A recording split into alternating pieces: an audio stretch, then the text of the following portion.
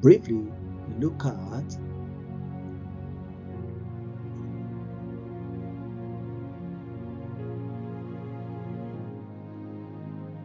our introduction. Nothing of value is ever free. Godliness is at a cost, definitely. And righteousness is not just what we do or believe, it is what we do, definitely. Righteousness is based on what we do. So what is godliness? In contrast, we'd like to quickly look at the contrast between godliness and ungodliness. Now, godliness, among others, is the act of yielding our thoughts and life and action and word for God to manifest himself to the world. And ungodliness is an act of yielding our thoughts, our words, our action as tools for the devil or Satan to manifest himself in reaching the world. Also, ungodliness is a conception, the gestation and the delivery of a glorious destinies in God. When we align our destinies, our lives with God, to conceive it, to cause what we conceive to develop, and then we deliver that to the world, that is godliness. While ungodliness is the abortion of a glorious destiny. A good thing is conceived, but you cut it off. Good thought, good desire. For example, desire to be a world-class leading professional is godly. But if you do that by pulling others down, you have already destroyed their destiny. Also, contrast between godliness and ungodliness. Godliness is allowing God, and I like this, is allowing God and his word to work in your life and destiny. And when you do that, you have stopped the work of the devil, allowing God to work, permitting God, giving God that right to work in your life. While ungodliness is limiting God from working in your life, thereby giving the devil permission to work in your life. Every time we disallow God, we allow the devil. Because light and darkness cannot mix together, and that is the contrast between godliness and ungodliness. So, in summary, therefore,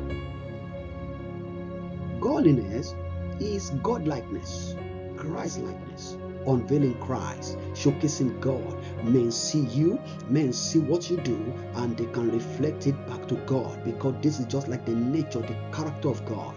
And of course, ungodliness is the nature of the devil, evil, negativity, and all manner of sort of. So these are just a few contrasts between godliness and ungodliness. So the next thing is the admonishes us in 1 Timothy chapter 4 verse 8 that we should exercise ourselves unto godliness.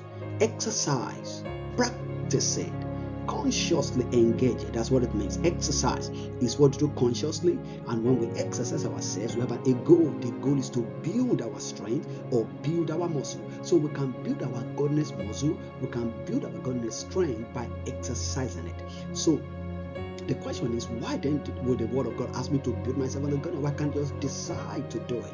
Now let's look at 4 reasons very quickly.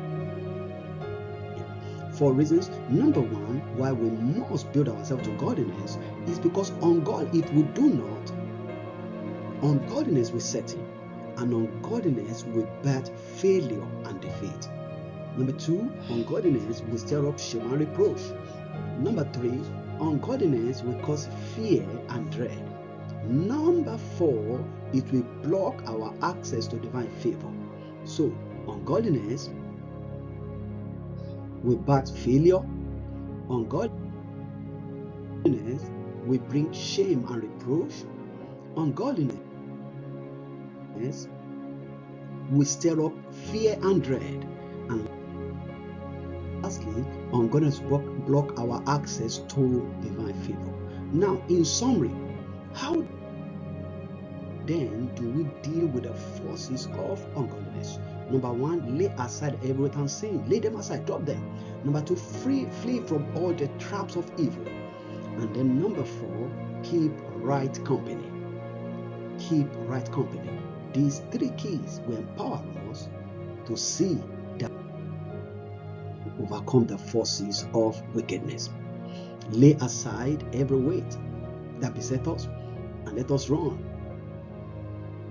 Flee from all traps of the devil. We must ensure we keep the right company. Doing these things will help us to walk in godliness, and we'll begin to see the result in our lives.